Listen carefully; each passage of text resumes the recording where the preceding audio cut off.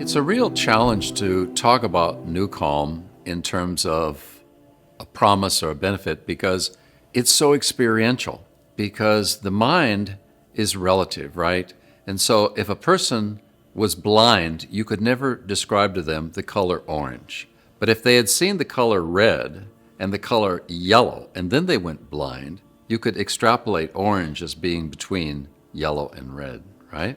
So what is NuCalm like? That's what people are asking. That's what the mind wants to know is what is this better than, Because they're looking for a reference and there's not much. That is what is so difficult. And so when people ask me, I've heard about it, it sounds great, but give me some detail. Let's put some meat on the bone here. I just say, have you got 5 minutes? And I put the headphones on them. And what do they say at the end of that? Wow. It's like a drug experience because it's an altered state. When you and I are talking in a discussion like this, we're talking primarily in a very narrow bandwidth called intelligence, willpower, common rationale, right? But when you experience something that is a state shift, there are no words. For instance, the word creativity, the Oxford English Dictionary says it didn't even exist until 1875. The word creativity was never written in print. People weren't ready for that word. Isn't that amazing how recent that word is? And so NuCalm is a progressive, leading edge, not only technology, but experience. When people are ready for it, they'll be able to hear it. Meditation is a very interesting process. And in ancient India, they say, he who knows, knows, and no one else knows, right? Well, he who doesn't know, and he doesn't know that he doesn't know, right? Because it is experiential. We're back to that word again. And so a lot of people meditate to stop the contrast in their life, to bring down the noise, to help them get away from their challenges, to solve problems.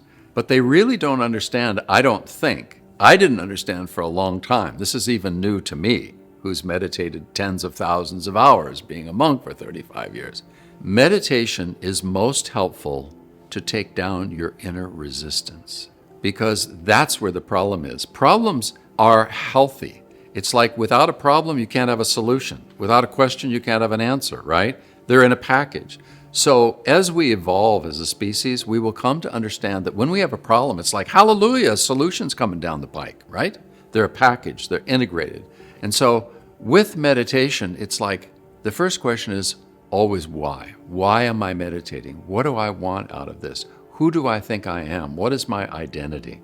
Where NuCalm is, I think, complementary, and it probably would be defined in today's lingo as a jumpstart, because I talk to a lot of people about meditation, and when they first hear the word, they go, oh, I can't meditate. I've tried it. I can't do this. My monkey mind is all over the place, and I've given up. And you know what I say to those people? Everybody meditates, but in different ways.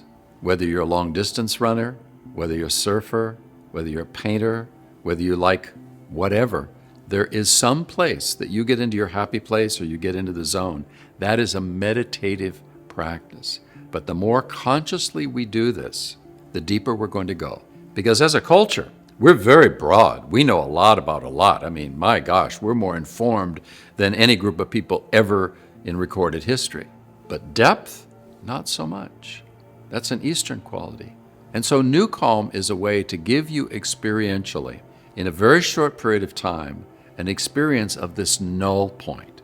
Because people don't know whether they're asleep, whether they're awake, whether in their subconscious, whether they're superconscious, their left brain, the right way. They don't know any of that.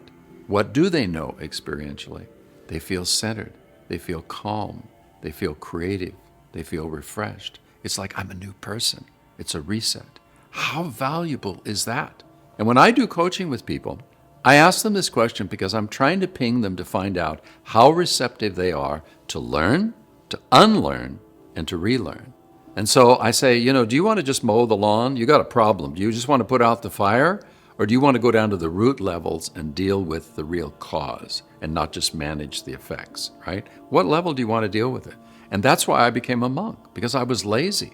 I didn't want to deal with my behavior, which was worldly and superficial and immature, but I wanted to get down to the roots. And so that requires a state shift. That requires really going down. And so I tell people, we're going to take a look at your core beliefs, and we actually build a belief pyramid with people. What are your 10 deepest beliefs? And of course, nobody knows that. Without help, you can't do that. But I help them, and we get down to these core beliefs, and I tell them, I'll bet you a third of your beliefs will hold up. They're solid. You can build your life around those beliefs. A third of those beliefs that you have in your head are probably going to need tweaking, and probably about a third are just going to need to be flushed down the toilet because they're old school 20th century crapola that's not going to be functional for you in the 21st century. And I think NuCalm somehow has a meditative state change quality which allows people that openness to unlearning, to questioning, to doubting. Because in our transition era, all of that stuff is extremely healthy.